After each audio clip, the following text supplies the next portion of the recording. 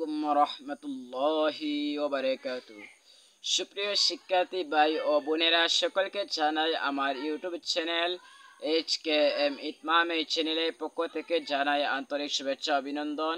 পাশাপাশি আমার Facebook page হাফিজ কারি মোহাম্মদ ইতমাম, এই পেজ থেকেও জানাই তোমাদেরকে আন্তরিক শুভেচ্ছা অভিনন্দন। আমি আজকে তোমাদের সাথে আলোচনা করব দাখিল দশম শ্রেণী বাংলা প্রথম পত্র এবং স্কুলের বাংলা প্রথম পত্র নিয়ে। আল্লাহ তাবারক ওয়া তাআলা যেন আমাকে তৌফিক দেন বলার এবং আপনাদেরকে শোনার জন্য তৌফিক দান করেন। সবাই একবার বলি আমিন, আল্লাহুম্মা আমিন। আমি আজকে তোমাদের সাথে যে গদ্য নিয়ে আলোচনা করব তার নাম হচ্ছে মানুষ মুহাম্মদ সাল্লাল্লাহু আলাইহি ওয়াসাল্লাম। সেই গদ্য আসলে স্কুলের জন্য তেমন ইম্পর্টেন্ট না হলেও মাদ্রাসার জন্য একেবারেই ইম্পর্টেন্ট। এজন্য আমরা যারা মাদ্রাসা শিক্ষার্থী আছি আমরা সকলেই যেন গদ্যটি না পড়ে যেন না যাই। প্রথমে আমি আলোচনা করব এই ভিডিওতে যে মানুষ মুহাম্মদ সাল্লাল্লাহু আলাইহি ওয়াসাল্লাম এর অনুশীলনীর বহু নির্বাচনী ও সৃজনশীলের ক নিয়ে। প্রথমে দেখা যাক, বহু নির্বাচনী প্রশ্নে বলা হয়েছে সত্য প্রতিষ্ঠার ক্ষেত্রে হযরত মুহাম্মদ সাল্লাল্লাহু আলাইহি ওয়াসাল্লাম কাদের কাছে উপহাসিত হয়েছিলেন। কারা অর্থাৎ বোঝানো হয়েছে যে হযরত মুহাম্মদ সাল্লাল্লাহু আলাইহি ওয়াসাল্লামকে সত্য প্রতিষ্ঠার ক্ষেত্রে কারা টাটরা করত, কারা হাসাহাসি করত, কারা উপহাসিত করত। তার আনসার হবে পৌত্তলিকদের কাছে। কাদের কাছে? পৌত্তলিকদের কাছে। তারা আমাদের নবীকে নিয়ে উপহাসিত করত। 2 নাম্বার হচ্ছে প্রশ্নে বলা হচ্ছে এদের জ্ঞান দাও প্রভু, এদের ক্ষমা করো। এই উক্তিতে হযরত মুহাম্মদ সাল্লাল্লাহু আলাইহি ওয়াসাল্লামের কোন গুণটি প্রকাশ পেয়েছে? তোমরা কি দিবা আনসার? আমরা উম্মতে মুহাম্মাদি দাবি করি, আবার আমরা সেগুলোও জানি না। এজন্য আমাদের সতর্ক থাকতে হবে।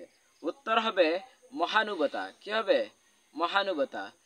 এখন দেখো সাইন, তোমরা 3 নম্বর যে প্রশ্ন তোমরা বলা হয়েছে, আমি রাজা নই, সম্রাট নই, মানুষের প্রভু নই, আমি এমনই এক নারীর সন্তান, সাধারণ শুষ্ক মাংসই ছিল যাহার নিত্যকার আহার্য। এ বক্তব্যে হযরত মুহাম্মদ সাল্লাল্লাহু আলাইহি ওয়াসাল্লাম এই চরিত্রে ফুটে ওঠা দিক কোনটি? উত্তর হবে নিরহংকার। কি?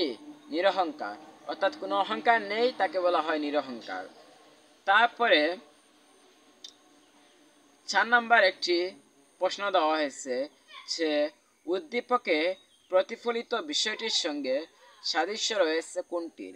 আনসার হবে একটি মাত্র পিরান কাশিয়া শুকায়নি তাহা বলে, রৌদ্রে দরিয়া বসিয়া আছে ঘ খলিফা আঙ্গিনা তলে।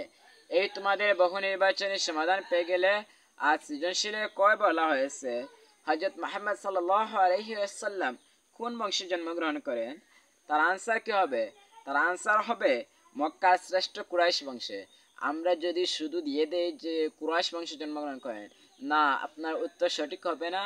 আপনার পেপার যখন চাওয়া হবে তখন আপনার সেই আনসারটি কেটে ফেলা হবে। কারণ মক্কার মধ্যে এখন 2 দল লোকেরা বলেছে আমরা কুরাইশ বংশ, আর যে বংশ আমার নবীর কুরাইশ বংশ, সেই বংশকে এখন বলা হয় মক্কার শ্রেষ্ঠ কুরাইশ বংশ। তাহলে তোমাদের আনসার দিতে হবে হযরত মুহাম্মদ সাল্লাল্লাহু আলাইহি ওয়াসাল্লাম কোন বংশে জন্মগ্রহণ করেন? মক্কার শ্রেষ্ঠ কুরাইশ বংশে আমার নবী জন্মগ্রহণ করেন। তাহলে তোমরা এখানেই আজকে ক্লাস তোমাদের সাথে শেষ করলাম। পরবর্তী ভিডিওতে আমি সৃজনশীলগুলো আপডেট করে থাকবো। খ, ঘ, গ এই সমস্তগুলো আপডেট করে থাকবো।